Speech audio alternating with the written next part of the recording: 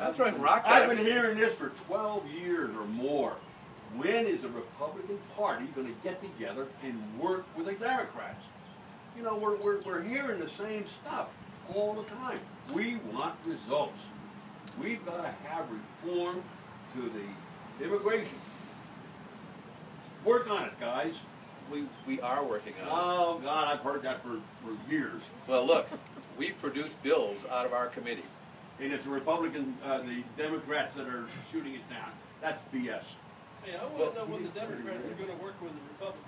This is exactly right. Exactly right. It goes both ways. So we produced bills out of our committees. They're ready to go to the floor. I've heard a lot of good things said about the bill dealing with agriculture. So, you know, look, I understand people being frustrated with this process. I'm frustrated with the process. I've been there longer than 12 years. I've seen immigration bill after immigration bill blocked because somebody says, unless you give me what I want, I won't give you what you want. I understand that, and I am prepared to work on all of the different areas of this process. But you have got to have a President of the United States work with the process, not say he's got an alternative process, because his alternative process will not work for you. It'll work for people who have a very different point of view than you have, and it'll work for a limited period of time. But the President is not a legislator. If he were, he'd be in there working with us instead of saying, unless you do this, I'm going to do this separately. That is not throwing rocks at the President. That is disagreeing with the President in how he carries out his responsibilities under the law. And it is a reality that we're going to have to deal with, and if we don't deal with it, this problem will not get solved. But let me also say that I think that Chairman may disagree, but some of this divide is not Republican and Democrat. You know, I think if we put the Ag Act, and it won't because it's outside our jurisdiction, unfortunately, even though it's called Ag and it impacts Ag. If the Ag Act would be in the House Agriculture Committee, you would see it pass. I don't know if we'd have anybody vote against it because it's bipartisan work. And I think the greater divide is today, and I think somewhat on immigration issue, it's that old-fashioned divide, not Republican-Democrat, but urban and rural is the greater divide in Congress. I agree with that. Yeah, and I'll point to one example. I mean, the Farm Bill. We passed a Farm Bill, and we passed a good Farm Bill. We put a lot of reforms in that Farm Bill. It wasn't an easy Farm Bill, trust me.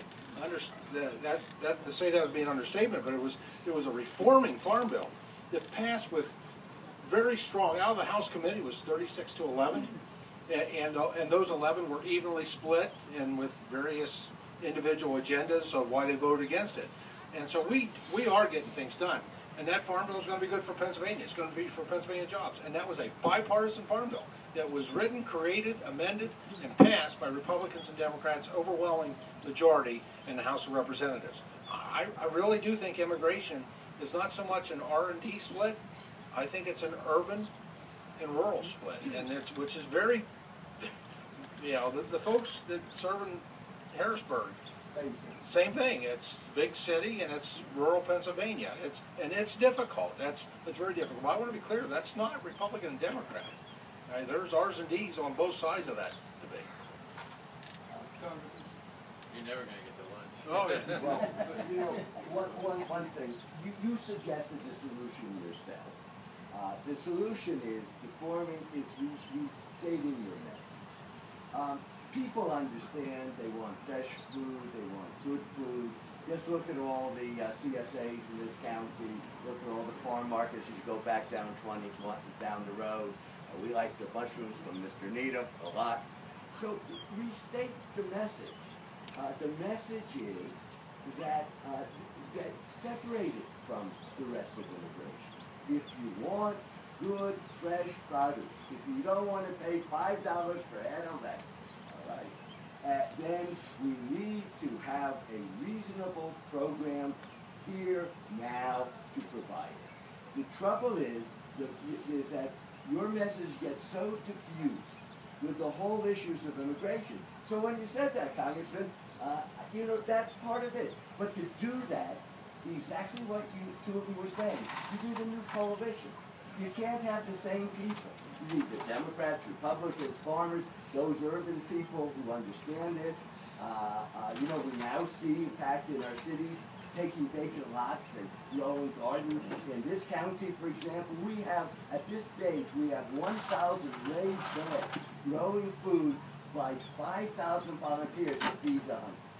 When you put it in the context of hunger, you put it in the context of providing food, you put it in the context of the cost, you put it in the context that you're going to hurt the poor more than anyone else, that message will resound. That's a new And package too. so, from so we've what been you doing. have to do, if I may make one suggestion, is all of us, both on the state and federal level, not to be a Democrat, all of us on this have to come off and say the message together, and that's how you create unity. That's how you do That's a it. coalition talk about, that's good. I think they would have said that. Let- I'd like let's- to add to that also secure of our livestock. We're talking about growing crops, but you take my workforce away, who's gonna milk my cows? Who's gonna feed them? Who's gonna care for the cows calving over there right now? Who's gonna, I think, just to add to it.